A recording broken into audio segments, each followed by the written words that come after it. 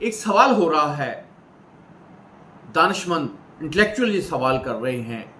Senior اخبار نویس یہ سوال کر رہے ہیں،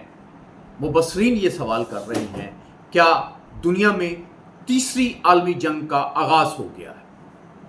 تیسری عالمی جنگ کا آغاز اس طرح سے تو نہیں ہو سکتا جس طرح سے پہلی عالمی جنگ کا آغاز ہوا تھا یا دوسری عالمی جنگ کا آغاز ہوا تھا، کیونکہ ان دونوں جنگوں میں ملکوں جو لڑنے والی طاقتیں تھیں ان کے پاس ایک دوسرے کو مکمل تباہ کرنے کی صلاحیت نہیں تھی۔ جب یہ صلاحیت امریکہ نے حاصل کی، ہیروشیما اور ناگاساکی پہ ایٹم بم گرایا، تو پھر یہ جنگ ختم ہو گئی۔ جاپان نے ہتھیار ڈال دیے، جرمنی نے ہتھیار ڈال دیے اور ایک نئے دور کا آغاز ہوا۔ آج یہ طاقت،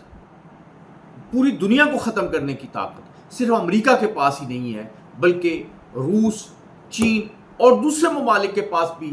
ایٹم بموں کی اتنی زیادہ تعداد ہے کہ پوری دنیا جو ہے اس کو ختم کیا جا سکتا ہے۔ تو